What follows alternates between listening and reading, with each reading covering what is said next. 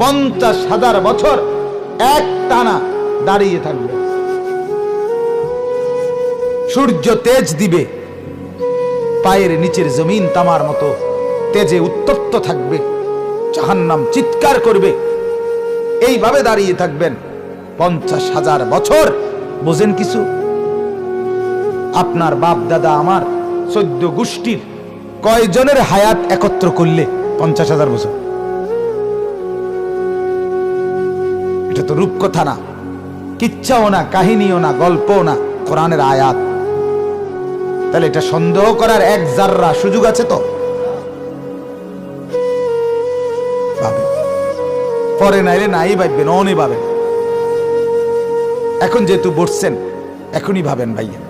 ছেলেরা তোমরাও ভাবো ভাই, ভালো হওয়ার সুযোগ কিন্তু এখনই।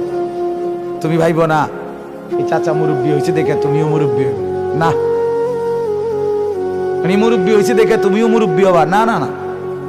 ওয়া মিনকুম মান ইউতাওয়াফা মিন ক্বাবলু, আল্লাহ তাআলা বলেন মানুষকে আমি 3টা ধাপে মোট আমি দুনিয়াতে চালাই। 1 তো শিশু, 2 যুবক, 3 বৃদ্ধ। কিন্তু আমি আল্লাহ ইচ্ছে করিলে অনেককে এই 3 অবস্থায় প্রত্যেককে রূপান্তরিত না করেই এর আগেই অনেককে কবরে নিয়ে আসি। আসে কিনা বলেন? জোয়ান মানুষ মরে কিনা? কোলের বাচ্চা মরে, দুধের বাচ্চা মরে, গর্ভের বাচ্চা মরে, 10 বছরের মরে, 30 বছরের মানুষও মরে, জওয়ানও মরে, শিশুও মরে, বাচ্চাও মরে। আসবার তো সিরিয়াল হয়, যাওয়ার সিরিয়াল হয়। আগে তো আসছে আমার দাদা, তারপরে আমার আব্বা, তারপরে আমি, তারপরে আমার ছেলে সালমান। যাওয়ার তো কোনো সিরিয়াল নেই। আছে কোনো সিরিয়াল? দাদা তো আছে, নাতি নাই। বাপ তো আছে, ছেলে নাই। এরকম ঘটনা পৃথিবীতে 1টা বা 2টা, ঠিক না? তাই ভাবেন। এজন্য বললাম এখনই ঠিক করেন, এখনই জিন্দেগি ঠিক করেন। হাসরের মাঠ। এবার বলেন আমি যেটা বোঝানোর জন্য, এই যে বিভৎস ভয়ঙ্কর 50,000 বছরের মেয়াদ, এরপরে পায়ের নিচের একটু মাটি তাও উত্তপ্ত, আসমানের সূর্য, জাহান্নামের বিকট চিৎকার, সব মানুষের পিন পতন, নীরবতা। এই অবস্থায় দিলের মধ্যে কেমন লাগে? আল্লাহ তাআলা বলেন কিন্তু এই অবস্থায়, এই বিভৎস হাসরের মাঠে, ভয়ঙ্কর এই মাঠে আমি রব্বুল আলামিন আমার মুত্তাকি